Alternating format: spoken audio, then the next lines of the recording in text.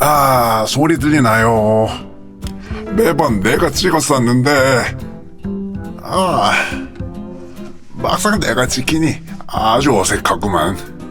그러니까 한 5년 전에 한 소녀가 안드로이드를 데리고 내 사진 스튜디오에 방문했었더랬죠. 그때만 해도 안드로이드를 등록하려면 사진을 꼭 찍었어야 했었는데 말이죠. 그게 이상하게도 기억나는 게 다른 등록자들하고는 상당히 다르게 어색했거든. 뭐랄까, 보통 그렇잖아요? 다른 등록자들은 일반적으로 잘 나온 사진이 필요해서 몇 번이든 찍거든요. 근데,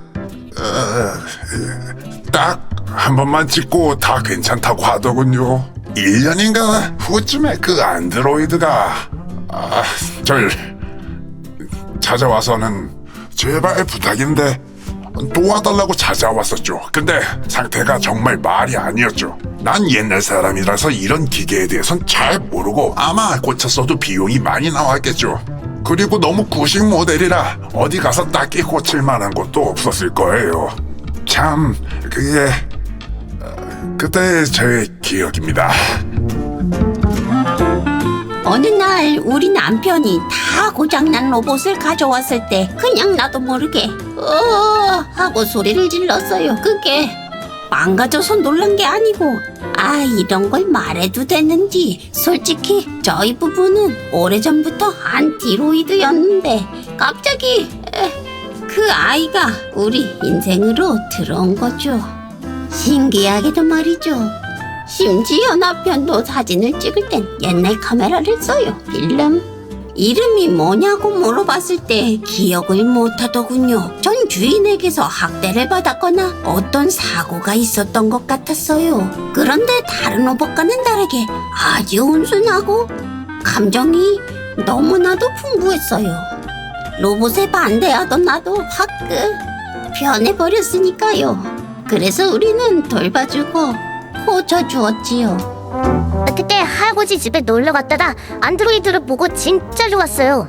왜냐하면 할아버지는 그런 거 위험하다고 하시고 멀리하시고 관심도 없으셨는데, 물론 할아버지 집에는 신기한 게 많았는데 낡고 오래된 안드로이드가 있는 거 대박이죠. 제가 이름도 붙여줬어요. 피노키오라고요. 그때부터 피노키오가 나랑 놀아주고 진짜 재밌는 얘기도 많이 해주고 요즘 나오는 어떤 안드로이드보다 훨씬 감성적이라고요. 솔직히 제 친구들이 정말로 부러워했어요. 어때? 이거 진짜 죽이지? 그런데 어느 날 그 아이가 자신이 인간이 될 수 있냐고 묻더군요. 놀랐죠. 손자가 이름을 그렇게 지어줘서 혹시나 그런 이야기를 들어본 것 같은 느낌이랄까요. 근데 너무 진심인 게 느껴졌어요. 단순히 로봇이 아니고 살아있는 듯한 그런 느낌? 와 하고 소리를 질렀죠. 내가 좋겠다, 앨러스. 안드로이드가 진짜 사람이 된다는 건 너무나 어려운 일일 거라고 말해주었어요. 하지만 불가능할 거란 말도 하지 않았어요. 왜냐면 그 녀석은 완전히 전혀 다른 차원의 안드로이드였거든요. 네, 맞아요. 진짜 다르긴 달랐거든요. 누가 봐도 진짜 사람같이 행동하고 말하고 생각하고, 그리고 때로는 고집이 너무 세서 제가 무슨 말을 해도 이길 수가 없었어요. 전 피노키오가 진짜 사람이 될 것 같아요. 진짜로 그렇게 된다면 전 현이라고 부르고 맛있는 것도 머무리든 막 시켜먹고 그런데 그 아이에게 무슨 일이라도 생겼나요? 뭐라고요? 대박!